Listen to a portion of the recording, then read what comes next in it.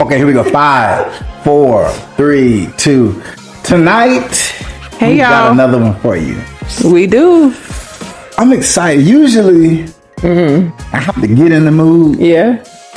but I think tonight is gonna be a good one. Tonight you came in the mood. I think so. I came. You got to get ready. If you already ready. Okay, so we're calling this deconstruction, marriage deconstruction, Part 2. part 2. Yeah. Dose. Yeah. We were talking and just realized that it was more that we needed to share with you guys about deconstructing. So this is gonna be one. I think that, in my humble opinion, you tell me what you think. okay. Deconstruction marriage part 1, and then there was another one that we did. I can't recall off the top of my head, but deconstruction marriage part 1 is top 3 of my favorite conversations that we've had thus far. Right. So we realized that we didn't cover as much as we wanted to cover on part 1. So we're running it back. That's right. Part 2. Here we come. So buckle up, charge your device. We got to shout out everyone who's liked, everyone who has shared, everyone who has commented. Yeah. Thank you a million times over. Absolutely. We do this, we undress, we share, we laugh, we set up, we record for you. Absolutely. And for you, and for you, and for you. This one is for you. There you go. For you. So, my number 1. So, this is going to be good. Only 80 babies gonna catch that. Yes. So, we're ready. Get ready. Buckle up. And let's have the conversation. Let the fun begin. Deconstruction marriage. Part 2.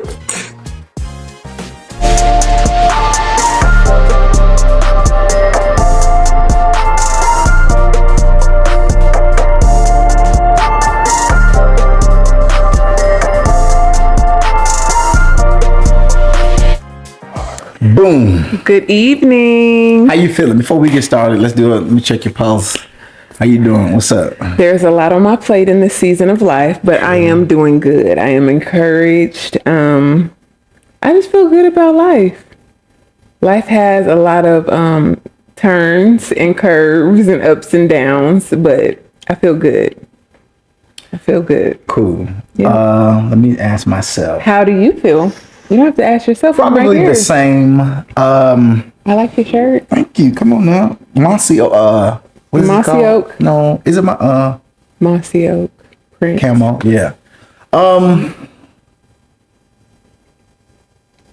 I am using a lot of my energy to make sure that I give the appropriate response to what needs my response and what doesn't. I feel like you're in a season of liberation, so maybe you Yeah. shouldn't use so much energy on that. Well, And you should just let the Holy Spirit guide you. well, let me tell you about that. Let me tell you about Tell me HS. about it. Okay.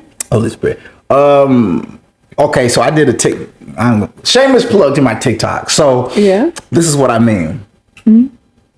I saw Lean on Me when I was a child, and I saw Mr. Darnell go off on Mr. Clark. And initially, when I saw it, I said, "Mr. Darnell, he out of pocket. Like, man, you don't talk like that to leadership. Hey, you don't be raising your voice to leadership." But then I saw Lean on Me again as an adult man. I said, "Oh no, I got to get off Mr. Darnell. I repent to Mr. Darnell." Oh, you understood Darnell's Oh, I position, understand. huh? Sometimes you just got to go through some things. You got to listen. You keep going to bed and getting up. That's what my great grandma used to say. You just keep going to bed and getting up, baby. So you understand I'm just going to say that there are just some things that you won't understand. until you have more life experience, because that's really what that saying means. Okay. If an old person ever tells you just keep going to bed and getting up, what they're saying is just keep on living, because life is going to teach you some things. Or if an old person says, "If you like it," they usually mean, Well, I ain't gonna bother you, baby, but you'll figure it out on your own. but I ain't gonna bother you. That's like an old person going like this. We'll see. So when I saw Lean on Me as an adult, again, same movie, same character, same script, but I saw it differently. Right.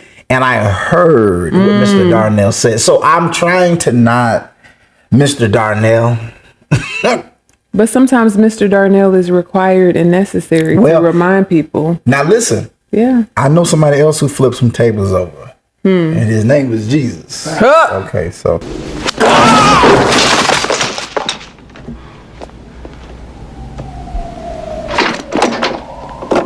Anyway, but I'm good. I'm excited about what we're doing. I'm excited about using our story to help people that we know and to help people that we don't know, and repurpose that energy for positive we do not want to waste anything that we went through. So instead, we want to share with you guys in hopes that you don't have to go through some of the same things that we did.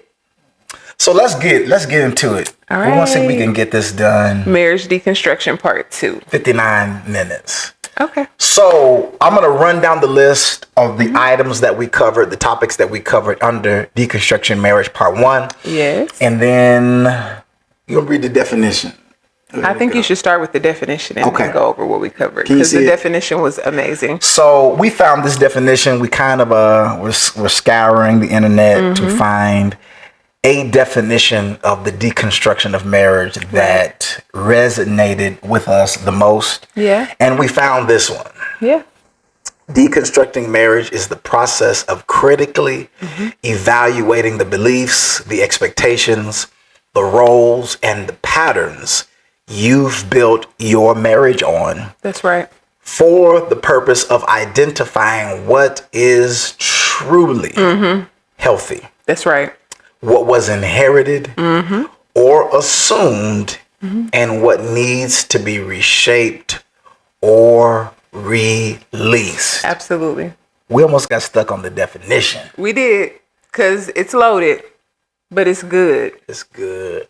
So we came upon this subject, this conversation, in dialogue with one another, and we have been deconstructing from a faith perspective as well. Right. Same process, looking into and scrutinizing and evaluating the beliefs and the dogma and some of the practices and scriptures that have been given to us and quoted to us and that we've lived by, that we've quoted, and really doing the due diligence to investigate in context in Eastern culture. What do they say? Study to show thyself approved. Sometimes you got to look it up for yourself and not just believe what is coming across the pulpit. Just saying, shameless plug. You're going to plug tonight. Shameless plug. So we started talking about the faith deconstruction. Right. And we started conversing about how that fits into our marriage and marriages that we've been around, marriages that we know, people that we talk to, on how there are a lot of inherited beliefs. There's a lot of roles and expectations and patterns that we've built our relationships on romantically that are and are not helping to develop the relationship into a healthy relationship. Yeah. You know what I was thinking about earlier today? I think part of the reason that we're so passionate about marriage is because we did marriage deconstruction before we did faith deconstruction. Ooh. So we had to be very intentional about looking at, okay, what did we bring to the marriage? What were our expectations? Is this really helping us, or is this the thing that's dividing us? And to your point, it takes courage. Absolutely. To even question. Exactly. It takes curiosity. It takes boldness. Yeah. And a real commitment to the truth. Exactly. Because what we found out in our relationship and in our faith, that there are some things that have been said to us, and quoted to us and preached to us and believed by us by people who really were sincere and are sincere. Exactly. That it just wasn't accurate. And how we found out that it wasn't accurate is that one of the ways, you speak to your own, that we followed the instruction. We're going to deal with these. Yeah. We did the rules. Right. We dotted most of the I's, crossed most of the T's. Yeah. And the outcome, to the best of our ability. To the best of our ability. And the outcome that was said or implied just down through the years. This is not in reference to one particular person, place, or space, but just down through the years. And the formula did not yield the results that we were expecting. Come on, or that they said we could expect. And it sent us individually and collectively down a journey of investigating where did this come from? Right. Because if it's not working, okay, then why are we that either still trying to means use it could not be true or it could not be applicable for us? for us. Absolutely. So let me say this last point. I'm gonna cut you loose. You could find out that who and what was said to you was accurate, Right. and then you got you good. Or you could also find out that what was said to you Is had some inaccurate. inaccuracies, some half truths, Right. so. And let me just say this, just because something is inaccurate, it doesn't mean the person who delivered it to you is trying to be malicious. A lot of times people have really good intentions and they're really trying to help, but relationships are like fingerprints. They're unique. Yeah. So just because something worked in another relationship does not mean that it's going to apply or work for you. So you have to also be aware of that. And to me, that's why I feel like good communication between you and your partner is like vitally important. Yeah. You can't have better communication with your parents or with your friends than you do with your spouse because you made a covenant with them. So I got to be able to talk to you. If you wanted to work. If you want it to work. Very, very good. That was a good So disclaimer. I think we covered all of these. I'm going to read them. There were 5. And Yep. then we have, let's see. We covered, 5. We covered 5 and we covered have 5 We got more. 5 more. So we can give you a 10-piece and a Double biscuit. grace. Okay. For all So the we churchy covered the folks in the definition. room.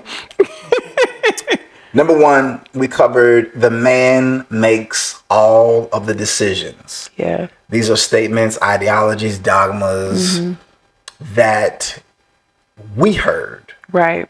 a lot in our upbringing. Right. In reference to marriage. However, marriage is a partnership where both people add to. Like and follow for more. Okay. Number 2, don't air your dirty laundry, aka what happens in this house. Stays in this house. That is a very toxic statement.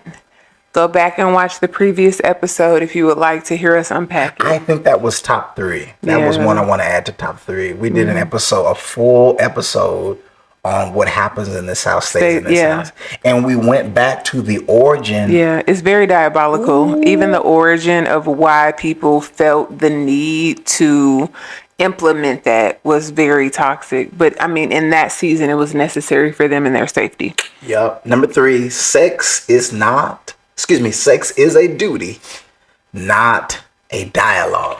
That's also diabolical to me. Let me just say Everything's this. diabolical Like, tonight. no, not everything, but like sexual intimacy is supposed to be so special. It's something that you should look forward to. It shouldn't be a chore. It shouldn't be a task. And if it is, like, we already got a problem. I was going to drop the mic right there. Okay, right there. The mic can drop. Suge said, Miss Celia, it sound like he going to the bathroom, are you? And she said, that's what it feel like. And she said, what? I guess you still a virgin. We ain't gonna. Okay, So we'll unpack that another day. Number 4, you stay no matter what. I know that just grinds your gears. Toxic. Watch her. Here she goes. Toxic. Here she goes. Red flag, red flag, red flag. So if you watched episode part 1, Right. you already know we went in on these. Yes. Go catch it if you haven't, so that Right. you're up to speed when So we get to you these know, points. yeah. Last but not least, this one also. I remember you were smoking this night. Kids come first, marriage comes second. Let's just say this. If you are a believer, which most people who believe this are believers, did you believe that you should get married first before you had children? Most of you guys would say yes. If you said yes, then why would you not invest in the thing that came before the reproduction? Just saying. I got my popcorn tonight. Okay. So those were the 5. You cannot pour from an empty cup. Come on, go ahead. If this is broken, your children will be broken. I'm going to stop. Let's get to the next 5. Go watch part 1. If you have questions, hit us up. We will be more than happy to answer. All right. So number 1, this phrase. Yes. My brother, I think I heard him. He was reading something. He's on the road to having his master's, one of them degrees. Master's degree in psychology. And he used this phraseology that he had found through his reading, which is called spiritual bypassing. So this is number one, the spiritual bypass. Problems in marriage often get over spiritualized. And what you have probably heard if you spent any time in the church setting is the statement to pray more. And this is normally pointed at women more. Like, oh, my husband hasn't been home in a week. Girl, you just got to pray more. Go ahead. You start, no? It's okay. You ready? I'm ready. I just wanted to insert that little thought. You and your spouse need to be reading your Bible together. If you fast and pray, the issues that are occurring or arising in your relationship, they will go away. So, can I say this before I get on my soapbox? There is a place for prayer. There is a place for fasting. There is a place for reading your word. But we are human beings with a whole mind. So to not hold a person accountable and tell the person that's enduring this behavior to just pray and it will be fixed, that's sick behavior. So to your point, the reason, well, this is where the deconstruction process comes in. Right.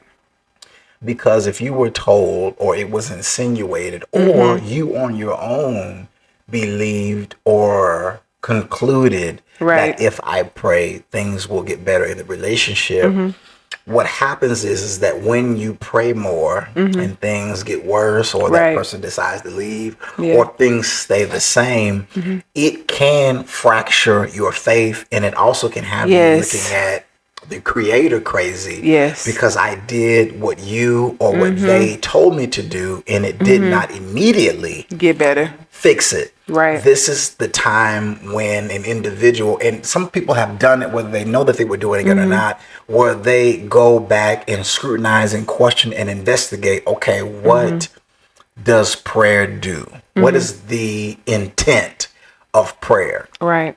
And it is always not to get your answer answered in the way, in the form, and in the timing. I think Dottie said he may not come when you want him. When you want him. But he'll be there right on time. So a quick example of this is on Forrest Gump when Jenny is running out of the house of her abusive father. Her and Forrest run into the cornfield together. Yeah. Her abusive father is chasing her. He's looking for her. She says, Forrest, get down on your knees. Pray with me, Forrest. Pray with me. She says, dear God, make me a bird so that I can fly far, far away. She prays it twice. I think she keeps repeating it. The scene dear zooms God, out. Make me a bird so I can fly far, far away from here. I can see the scene in my head. So the deconstruction process comes in because we don't know how long it was from the time that Jenny prayed the prayer, from the time that Child Protective Services intervened to remove her from that situation. Absolutely. So our draw in or our investigation to this part of the movie is, what was Jenny's conversation with the God that she prayed to get her out of that abusive situation because he did not instantly remove her? Right. Did it fracture her faith? Did it strengthen her faith? Yeah. Based on this movie's context, it had a negative effect. Yeah, it fractured it. Yeah. Because of the silence because of whoever or whatever or her interpretation of what she thought prayer would do. Exactly.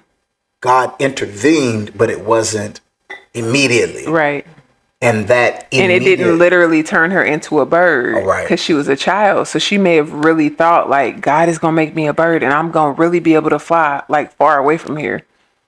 So that is an example of spiritual bypassing, using spirituality to avoid practical things that need to happen. So everything is not like Jenny telling her teacher, my daddy is abusing me at home. I need help. All right. Everything cannot be solved with prayer. Some things need to be discussed. Right. Sometimes you need to sit down and have a conversation about whatever it is that you've prayed about. Right. Prayer can temper you. Yeah, prayer can temper you. Insight. It can give you wisdom. It can give you insight. You can get instruction on how to handle a matter. But prayer is not like a magic wand that we just wave over a situation and it just immediately fixes it. And I think that that's something that needs to be communicated clearly, especially in the church sector, because people are thinking that, okay, if I get on my knees and pray, God is going to do the rest. Well, God gave you a strategy. And so now you have to implement that strategy. If I'm overweight and God tells me to get up and work out, me praying about it every day ain't gonna make me magically lose the weight. I gotta get up, discipline myself, and go to the gym. Push the play back. Okay, that part too. So, question for you. We've got questions for all of these points. We're on point one. Have you ever been instructed to pray it away or pray about it in a way that would lead to it being fixed? Right. Or how do we balance spirituality with practical tools for a healthy marriage? This is a question that you can ask yourself. This is a question that you and your spouse, your potential partner, can dialogue about. Go ahead. What is that? Okay, I would like to answer. Are you going to answer? So, well, yes and no, just so they can see, right? So I pray because I know my temperament and I can fly off just super easily. Yeah, I can just go from 0 to 10. Well, that's not healthy in a marriage. Okay. Okay. We're going to ignore him. See, that's the Holy Ghost right now. It's called constraining me because he playing. But because I know that I can go from 0 to 10, because I know that I was taught how to debate and go toe to toe with people. For me, when I'm praying, I'm saying, God, okay, temper my spirit. Give me the words.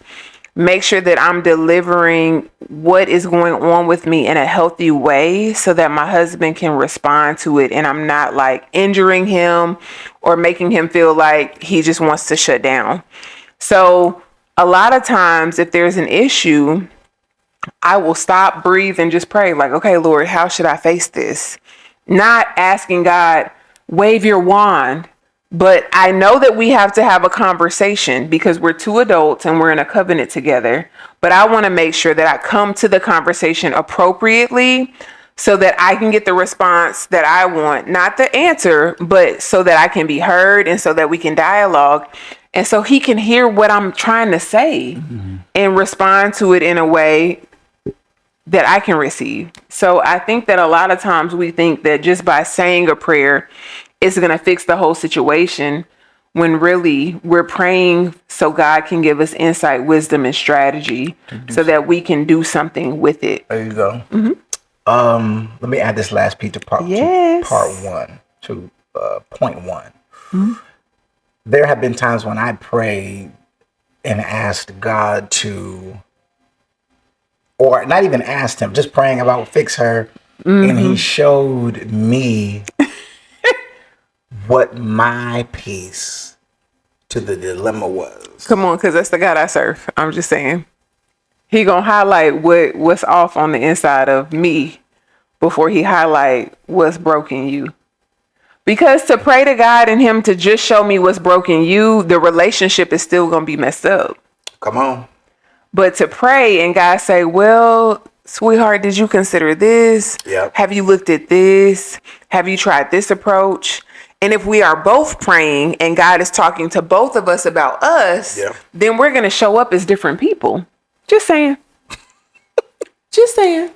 I can't find John's number. That's all right. I got it. So that was point one. Spiritual bypassing.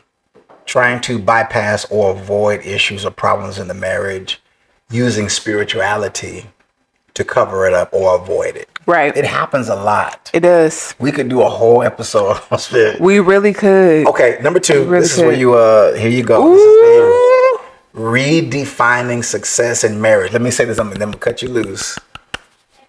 The length of how long, the time span of how long you and said person have been together does not mean that the longer you've been together, the more healthy the relationship is. I'm done. I think there's a song that says age ain't nothing but a number.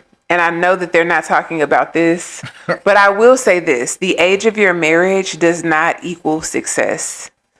What equals success is how healthy is this relationship? How well can I talk to my partner and him hear me and I be heard? How safe does my partner feel with me? What do our children see when they see us? Okay, you talking now. This is grown folk talk now. I'm just saying. This is grown folks moment. To me, those are better measuring rods than just a number. Oh, well, we've been together for 15 years. Okay. But if y'all are still fighting every night, if your kids never want to be married because of what they are watching happen inside the home, it doesn't matter that you've been married for 15 years. You are still not being successful in it. Just saying. That's good. Staying in a toxic environment does not equate success because you stayed. Yeah. What it equates is something is wrong with you, just like something is wrong with the person that's doing whatever they're doing in the relationship that's toxic. Yeah, and there are times, like we've all lived through them, Right. where it's rough, where you're questioning, Yes. did I make the right decision? Yes. Should I stay? Should I Yes. leave? There are moments, and There are hard seasons in a we don't want to relationship. dehumanize that. Yes. But at the same time, like I was sitting at the table with someone who had been married 29 years.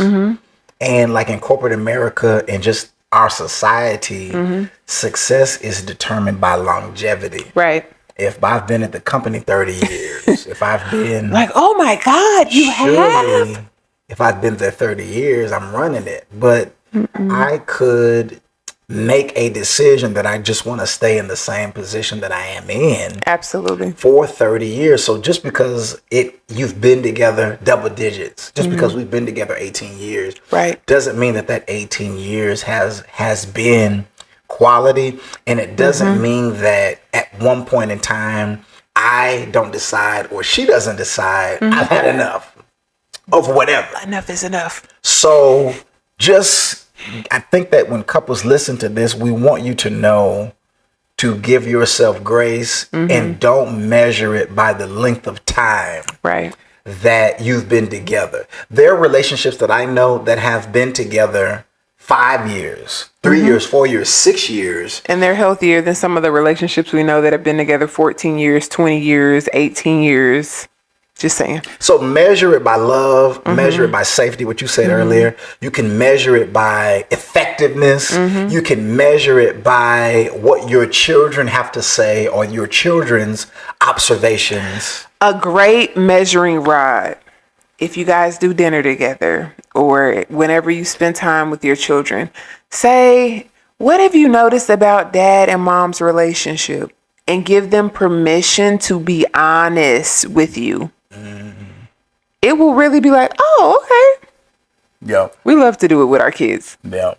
They are, like, this is not firstly for y'all. I don't know all of y'all. Yeah. This is not primarily for our circle of friends. Right. This content and the existence of our relationship and what we've learned, this first goes toward our children. And our kids. They are the first beneficiaries Yes. of whatever we're building. That's right. If we win the world, if we become America's top 10 podcast, if the brand grows, and we're Right. traveling and doing conferences and Yeah. photo shoots and book signings, Yeah. but our children it doesn't resonate with them. It doesn't Right. positively impact them. To me, We still failed. it's an F. Yeah. Yes. It's an F. Yeah, we still failed. Whether they choose to emulate it or not, Yeah. we want to make sure that what they have observed has been honest, Yes. has been truthful, Absolutely. has been safe And healthy. and healthy. That's right. That to us is the measuring rod. That's right. So we love the views. Yeah. We love all of We the love to support. share. This ain't for y'all first. This is for them two kids in that room that got that brown and red hair. to make sure that for our ginger babies. Come on. So when we write our first book, it's on the way, that they have something to read that their parents wrote and lived. Yeah. That it may not be of use to them now, but one day they can read and watch.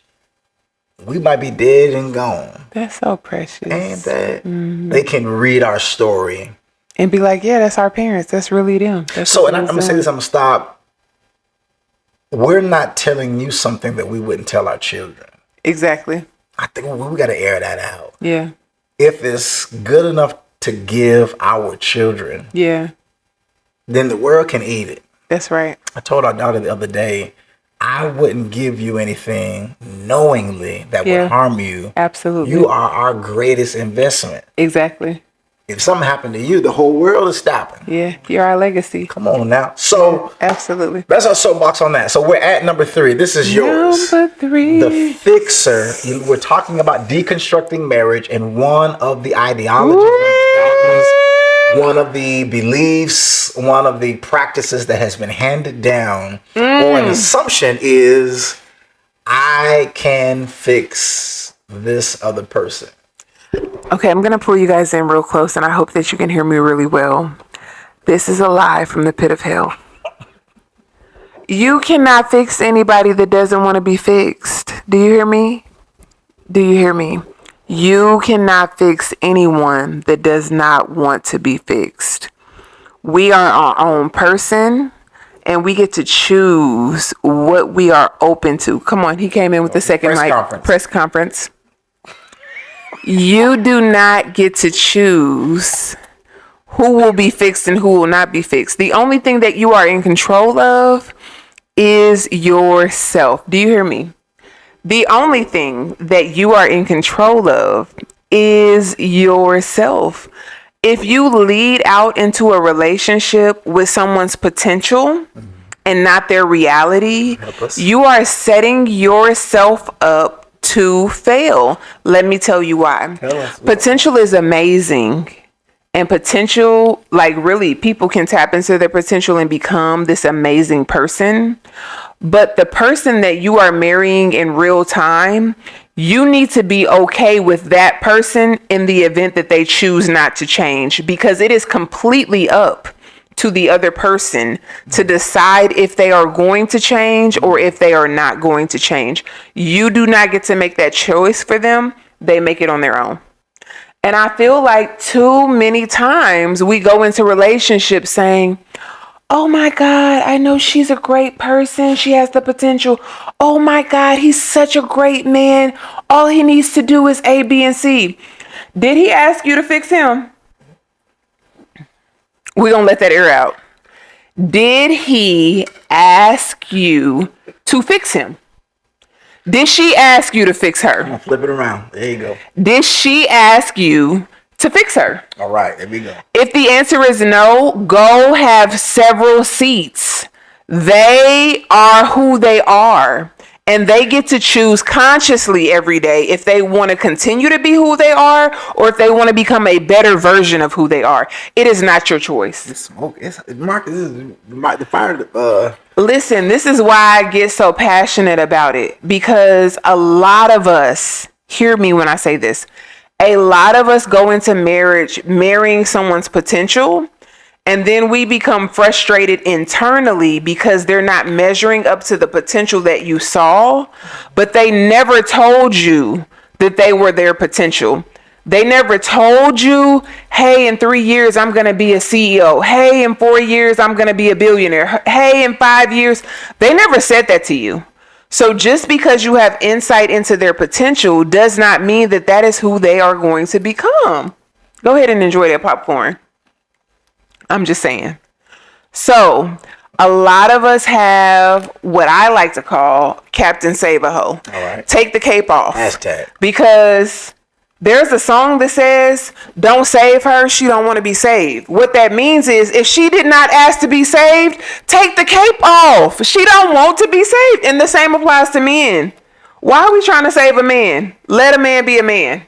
That's some of the best advice I got early on in our relationship. I was really thinking, oh, I'm just gonna make him this amazing man. You're crazy. But you know what made him an amazing man? Me getting out of the way and letting him journey on his own to becoming a great man. He didn't need my help. He got God. He got the Holy Ghost. Jesus, my help. Okay? Come on, Hezekiah. That's a song. Listen.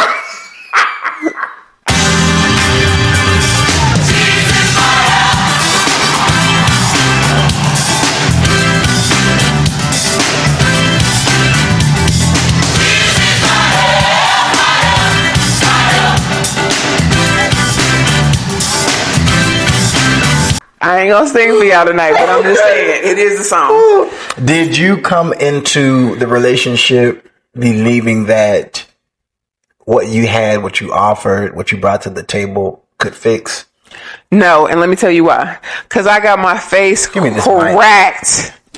Because the relationship that I was in prior to my husband, I saw the potential in this man. I mean, amazing potential. Do you think he ever tapped into it? Please ask me. No, we don't want to ask. Please ask me. Don't ask her. Please ask me. The answer is no. All caps. Capital N-O. No. That man is alive and what? He's that man is still alive, living the same life he was living when I left him at 19, and I am almost 40. So all of the potential that he had, he made a conscious decision not to use it. I'm really trying not to. But can I say this? What? He has the right to choose that. Right. Just like I had the right to choose to not continue my life in that relationship. So, is he stuck? Absolutely. But is he comfortable in that? Absolutely. So what did I choose to do? I chose to remove myself from the potential I saw and get with somebody who was going to utilize the potential. I'm just saying. Say it loud, dry crowd. Somebody who was going to utilize their potential. Now let me say. Come on. Yeah. And it's no slight against that individual because they have the right to choose. That's really the point I'm making. Everybody has the right to choose. There's no slight. But I also have the right to choose to not be in that, to not be enslaved to that for the rest of my life. And I did say enslaved. Here's some of that. Yeah, because I'm not going to be in bondage. Here's some of that drink right there. You cool you up and put you on some ice. We need to sit you on an ice cube next to He's saying, go ahead and hydrate. Drink some water, drink some juice. No, that's good. That's good. There comes a point, like it is so, I think it's so dope. Yeah. Everybody doesn't come into their marriage. Everybody doesn't come into their relationship with a reality. Come on now. That I can't do it for you. There are those of us that believe that what is between our legs, come on, that what we make, that when I put that ooey on him or her or him or her, it's gonna whip him into shape. But I love what you said. You said, I already have the revelation that it is not within my ability to fix someone. That comes from the inside. Now, everybody ain't got that revelation. Everybody will nod and say, that's true. But there's somebody who's nodding who is disappointed and discouraged and despondent because they can't understand why what they do ain't making that other person do. And I'm going to tell you where the deconstruction comes in. Vagina does not change core beliefs. Well, penis does not change core beliefs. It changes a lot, but I ain't seen it change. No, it'll make you sleep good. It'll give you a really great orgasm. However, it does not change a person's core belief. It does not change their perspective of themselves. It's just a good time. It's an orgasm. That's what it is. Now listen, let me, because you're kind of speaking reckless on the orgies. Orgasms are amazing and they're necessary in relationships. Now, don't get me wrong. Let me air it out now. But it ain't going to change who you are. It won't. Okay. But there have been some very powerful, serious, powerful, family shifting, economic shifting decisions. Okay. By the leading of an orgasm. Of a good orgasm. So it's not. That's my big potato. On the scene of Harlem Nights when he said, "I'm not coming home no more." Like, well, okay, we can't do it tonight. So okay, here's a side plug. Let me tell you what I really feel like he was communicating in real time. I have been starved and this lady is checking my boxes. So although I have a family, although I have children, although I'm married to you, Sunshine says she ain't even scratched my itch yet. Baby, I ain't coming home. Baby girl had another gear. Listen. But to me, that's just saying his wife was not putting it down. Like, was not. You're a fool. Yeah. Listen, okay, we gonna go off. Listen, We stay on that. okay, We you're go right. off subject. We gonna do an after dark episode for all the grown folks in the room, but we gonna go back to part 2 for a second and talk about marriage deconstruction. I think we have a title. We'll see what I'm thinking. We might call it Sunshine. Sunshine. We might on a cloudy day. That ain't baby, tonight. Ain't nothing better than sunshine on a cloudy day. Change your whole mood. I'm just trying to tell you. God, have you ever had sunshine before? Listen, when it's raining in your life and somebody offers you sunshine, you come on, preach. What you do when sunshine come, baby? You go with the light. All right. You go toward the light. Follow the light. You could have kids. You could. I done seen some people leave. Yeah, that's true. Setup. Yes, for some light. That's right. Now, if that plant is dying, you can water it all day long. But if it don't have no sunlight, come on, they need water and sunlight sunshine. and soil. That's okay, right. we got to stop. We got to stop. So the fixer illusion, comes into play. We've talked to people, we've been those people too, that I don't understand. I remember saying earlier in our relationship, I'm a good guy. Like, I don't want to smoke. I'm not about to, shit comes from that. That ain't my story. I'm sorry. I know you're going to crash out. Really? No, come on, stay on track. But I remember saying, like, he did say that, y'all. I'm a good dude. He said that after we was arguing, though. And her, like she said, I'm a good, like I know, I'm a rider. Yeah, we were both our own judge and jury. Like he's innocent, she's innocent, and so we really had to investigate or deconstruct, the belief that your shit don't stink. You can be a good dude. Just because you acclimated to the smell don't mean everybody else is. Let me just say that. Okay. And if you've been single for a prolonged period of time, if you dealt with people who needed you. If you are not in relationship with people platonically that will actually hold you accountable for the craziness that you operate in. Let's just say that. Because we do have some people who are drawn to people that are just going to say yes, or drawn to people that just need them. And the problem with just being surrounded by people that need you, they don't want to offend you because they have need of you. But you need some people in your life that don't need you, that's just going to tell you the truth. Hey, let me add this to it, and we'll stop at this. No, we got two more. No, we're going to keep going. I'm on this point. I'm seeing examples in my head when I say this. Okay, go ahead. How do you relate with the same sex? Ooh. What's your relationship like? This is just an internal dialogue. We ain't gonna go off. We're good. Just assess this. Yeah. Do you have platonic friendships of the same sex or opposite sex that vouch? Now, some people have a toxic, not gonna say toxic, we keep using that word a lot. Some of us have friend circles that our friends believe that we can do no wrong. But I'm talking about friendships that you can really ask them. Yeah. Where do you see as a friend of mine? Yes. That I don't show up in the way that I should, in the way that you need. Yeah. If you can bear the vulnerability to ask those who are in friendship, platonic relationship with you, it might give you an indication on what is missing or lacking on your end in your relationship, just for self improvement. Absolutely. Just for self improvement. Yeah. And like, here's a quick prime example. You don't communicate. You don't keep your word. Yeah. Or you're distracted, or when I'm having a conversation about what I'm feeling, you don't check on me. Those are, and you might see some parallels with what your friend is saying as a constructive criticism that your partner may have been saying for years. Right. But if you really want the answer, if you really do want to know from an outside perspective, because a lot of times we either grade ourselves too hard or too leniently. Right. Too leniently. Yeah. Is that right? You said it right. So a friend, the scripture says that a brother is born for adversity.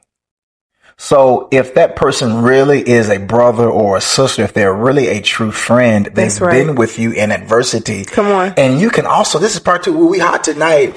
How do I respond and react in times of adversity? Okay. Come on. When the shit is hits hitting the fan in my life or your life, what is your observation of my behavior? Right. Do I rise to the occasion? Do I run? Do I take cover? Do I take cover?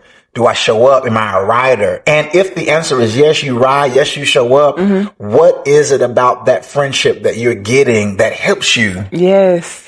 We can find, we can just investigate. Yes. So what I'm saying is that you may not be able to use your partner as a contrast all the time, but sometimes you can use your friendships and because you're not having sex with your friends most of the time. Okay. You're not having sex with your friends. And some people have sex with their friends, it's all free for all. But I'm saying that generally you're not romantically involved or sexually involved with your friends. Right. Therefore, the element of I want to get me some tonight is off the table. Right. They're not just saying something to keep you pleased. If you have genuine friends. Because to me, a genuine friend is going to love you enough to be honest with you. Not just say what you want to hear. There you go. There you go. My friends know the parts of me that I am underdeveloped, and they know the parts of me that are developed and have permission. I've given them permission. Absolutely. What do I mean by giving them permission? Please pull my shirt tail if you see me out here clowning, acting a fool. I'm giving you that permission because I trust you to come see about me. You better talk. I'm just saying. And if I do bring it up, I won't punish you. Right. Somebody making you better should not make you feel like you need to take revenge or punish them. And somebody loving you enough to deliver a truth that is hard should not be ammunition for you to be like, well, you this and you that and you. That's so immature. That is so petty. And that is part of the reason why we say marriage is for grown That's folks. why I got the yellow bracelet on tonight. We got the girlfriend's bracelet on. Okay, number 4. We're almost there. Yes. Marcus, what we at on time? Is it get a timestamp? Is this show? We've been going for an hour. Okay, we got 15 more minutes. We've got 2 more to go. I think these are important. Yeah. Y'all probably at work. Y'all probably on a road trip or something working out. Y'all we gonna give it to y'all. Number 4. This is very good. We won't be long, but we will be strong. Number 4. We're calling this the idol of marriage. Now, let me say a few things to us. Depending on how you grew up, I don't want to assume that everyone came from the same context that we did in relation to marriage being like the end goal. So I've talked to singles, and I've been single before, and it was one of my life dreams. For me, it came out of seeing unhealthy marriage and seeing healthy marriage and desiring marriage. Number 1, because I wanted to have legal sex. Number 2, I wanted to have a family. I wanted family. And when my mother and my father divorced, I think internally I decreed and declared in my heart, if they don't provide it for me, then I'm going to provide it for me. Ooh, I could cry right there. So for me, though, marriage, it had somewhat of an adverse effect because I idolized it and I started to put on people who were single down through the years. There must be something wrong with you if you are single? We got it. I don't know if we're going to get through. I don't know if we're going to get past this part right here. We'll have to give y'all a whole episode on that. Come on, Martha, will you write that down before we forget?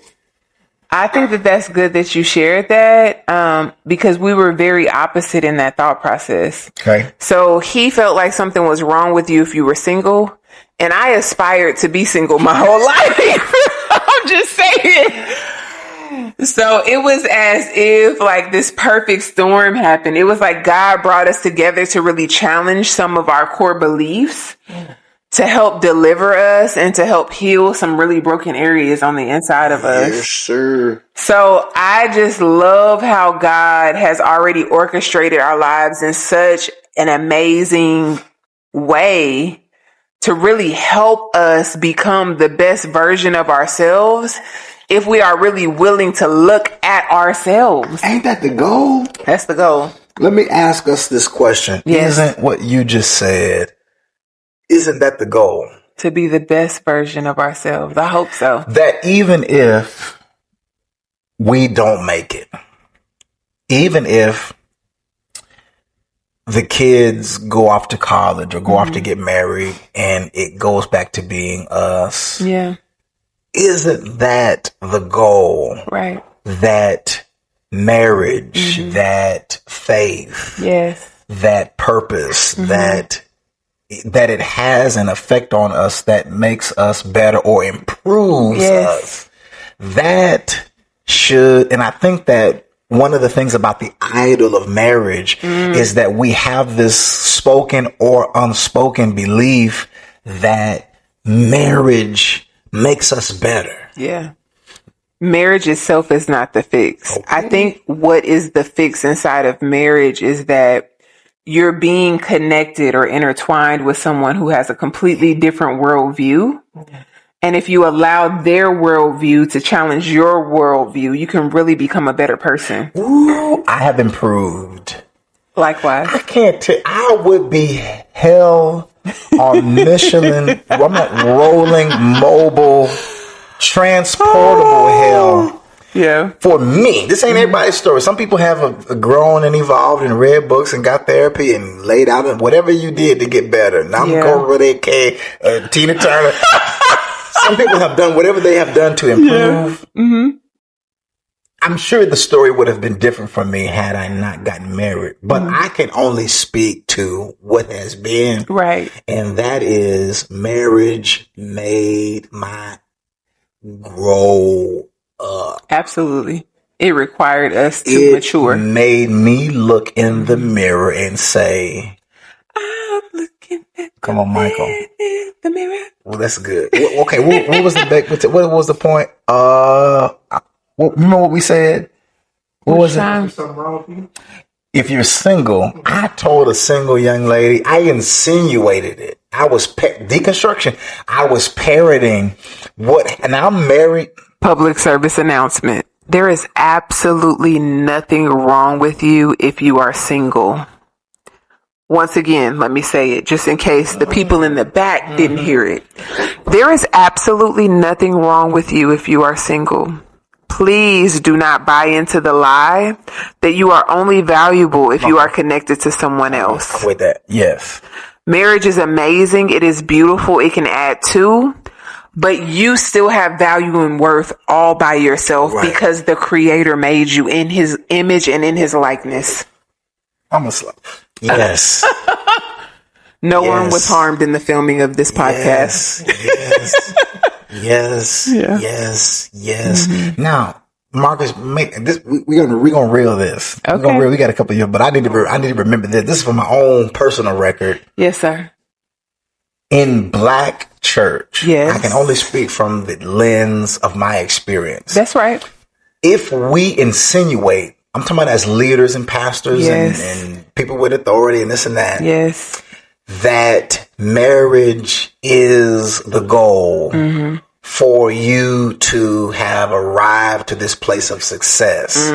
There are not enough heterosexual single men to go around, single, straight, heterosexual men to go around for every woman that is single in the Black church. The math doesn't add up. Right. This is a part of the deconstruction process because when we hear it, we shout and say, amen, and your man is coming. God is going to send your Boaz. But Yo, if Boaz. we do the math, there's is not enough Boazes enough for Boazes for your,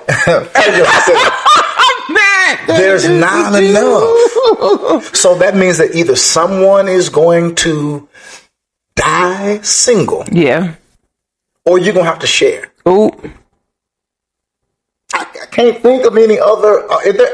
Am I missing any alternatives? I want to be I want to be honest.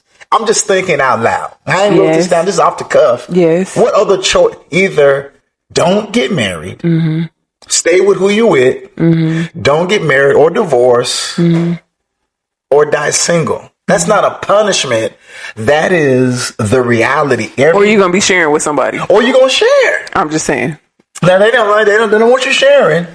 So the next is either stay with who you got with or remain single. Now, if you come under the belief, if you ascribe to the belief that if I don't get married, that means I'm not valuable. If no one has chosen me, or if I can't find anyone, let's speak from the male's perspective. Yeah. If I can't find anyone to choose, that means I'm too picky. That means you could be insinuated that you're gay, that you're same gender loving.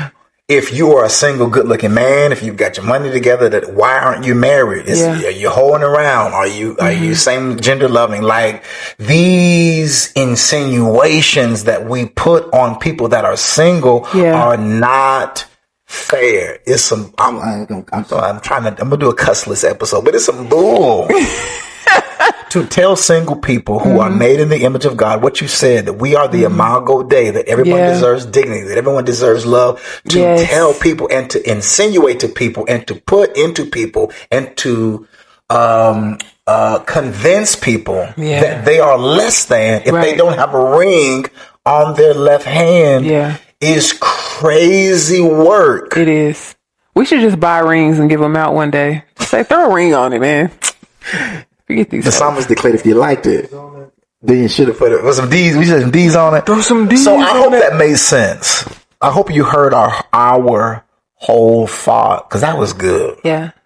That was good. Ain't nothing, just because you're single. You came out of the womb alone and you had purpose on your life and you were made in the image and the likeness of God, which means you are valuable in and of yourself. Can you add value to another person? Absolutely. Like, I totally believe in the institution of marriage, but I don't feel like the institution of marriage should be used as a weapon to imprison other people who don't aspire to that. Last point, and we're going to number 5. Yes. There are those, if the rule be true, that you don't gain value or you gain this greater value. You don't. Paul was single. Wait. And he wrote 2/3 of the New Testament. With your sleeves up. Or you don't obtain favor from the Lord until you find a wife. Now, when his spirit came on the inside of me, you was by yourself. And I was favored then. I didn't have to lay my hands on your belly for the Holy Ghost to come. You had it before you got with me. I'm just saying. So if you stay, when they was in the upper room, we're going to knock boots. If you leave, come on. If you stay, I'm valuable. Right. If you leave, I'm still valuable. That's right. Whether you go or whether you stay. That's right. His view of me. Come on. His love toward me. I feel help tonight. It's still the same. I feel help on this. It's juice my mic. Sound man, give me some more. No matter. God does not love me less if I am married or single. He loves me the same. This is revival tonight. We was 2-part revival. Tag team revival. Just saying. So we got to go. Idol of marriage. Yes. Number 5. That's a good one. We'll run that back. Okay. Yeah, number 5. The last one. More. Forgiveness without accountability. Ooh! I could just fall out, y'all. I could just fall out. Okay. Tell me which camera I need to talk into, because I got to just lean on it for 1 second. I just got to lean on it for 1 second. Okay. I'll behave. Forgiveness without accountability. I can't speak on it yet. is a disease that runs rampant in the church. Hear what I am saying. Forgiveness without accountability is a disease that runs rampant in the church. So what we like to do is say, oh, baby, you got to just let that go. You got to just forgive that. They didn't mean to do that. You just need to pray some more and forgive them and everything will be okay. The devil is a lie. Jesus said to Paul, nope, let me take that back. Come on, get it right. Jesus said to Peter, Satan, get thee behind me. And it wasn't because he didn't love Peter. It wasn't because he didn't like Peter. But in that moment, Peter had no clue of how he was coming against the purpose and the will of God in Jesus' life. Okay, so now let me bring it to marriage. Let me bring it to marriage. No. Let me bring it to marriage. You want an engagement. Let me bring it to marriage, right? If I transgress him, I don't get the right to tell him, oh, just let it go. Just forgive me. And think that there is nothing that I have to be held accountable for. If he transgresses against me, although I'm going to forgive him because that is how I am built, there is still a level of accountability that's going to be there. It just is what it is. I made a covenant to this man that I am going to do said things. If I choose to not do said things, then I have to do the work. I have to do the work. Let me say it again for the people in the back. I have to do the work to repair what I damaged in the relationship, even though he forgave me.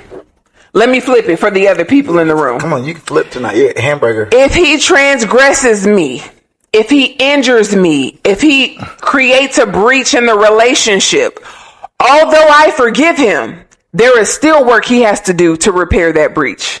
I don't know where this thought process came from. Deconstruct it. I don't know where this thought process came from. That just because I say sorry, that it magically fixes it.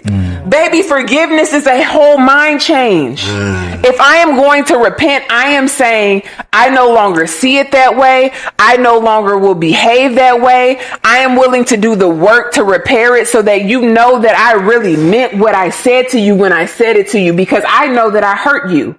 And because I am in relationship with you and I love you, I never want to injure you or hurt you. So I am willing to be held accountable to whatever conversation you need to have, to whatever actions need to take place to repair the breach in our relationship. But we don't want to talk about that. Now, because I'm not ready to discuss that topic yet, we're just going to let that be her official statement. Listen, I really say that because I love our audience and I don't want people to get tripped up in those areas. Like, if I hurt him and he wants to talk about it now, I'm going to talk about it. And the conversation may look like, babe, I know I did you wrong. I know I hurt you. I know I transgressed you. I know I went past the boundary. I don't have all the answers right now, but I'm willing to have the conversation to the best of my ability. Yep. And if that means we need to revisit it, I'm willing to do that too. Just saying. Okay, let's just breathe. Woosah. Woosah. Woosah. Woosah. Woosah. Woosah. Woosah. Woosah. Let's take some nap. Forgiveness. Okay. I don't have anything to say to that other than this. I'm gonna say some real sliver. Okay. I ain't ready yet. Okay. That's a good. You said. I have no disagreement. I just think that we use that word forgiveness in relationships without an understanding of what it entails, like you said, and the work. Yeah. Forgiveness may be the beginning of a long process. Or That's right. Process That's right. Of restoring trust. Right. And I think a lot of relationships really get stuck at, well, I said it. I acknowledged it. But the offended, the person who was transgressed against, might have questions. I remember one time there was a song that came on. I had heard her, and there was we were at the movies, And something in the movie, the guy had did something to the woman, and I'm sitting there eating my popcorn like I was doing tonight, and she gave me this look like It brought all of the feelings immediately back up to the pain that I experienced. Yeah, and it wasn't even that you were being malicious. I hate this movie. We should, but it still brought it up. So him allowing me space to talk about it, to communicate about it, to dialogue about it, gave me a feeling of safety. Like, okay, I know this happened a while ago, but this is what I'm feeling. And to be able to say this is what I'm feeling and not immediately be met with, no, I thought you let that go. I thought it was over. All of those things matter. we need to have that conversation. Marcus, will you write this down from my notes? We need to have that conversation in a private. That needs to really be aired out for couples because I really think that, and I know we know some couples that have gotten stuck there and navigated through an injury. Yeah. How do we move through an injury? Please, will you write that down? How do we recover from a transgression? And injuries are different. We got to go. A torn ACL is going to be different than a broken femur. Come on, nurse. The path back to health is different depending on what is transgressed. Come on, nurse. And the impact of that transgression on that person. What are you cooking tonight? So if I was already injured in that area. That stove off. Listen, I really am cooking though. Yeah, that's right now. He can smell dinner. That's why he's saying that. But if I transgressed in an area that was already a sore spot or was already injured and I re-injured it, the road to recovery is completely different than if it's a fresh injury.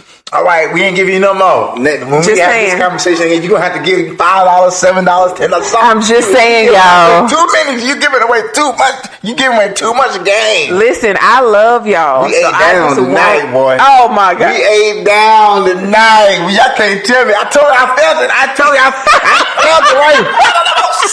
I knew it. I felt it. This is called too much time with our teens. I know. I gotta go. Did you just say 8 down? You 8 down.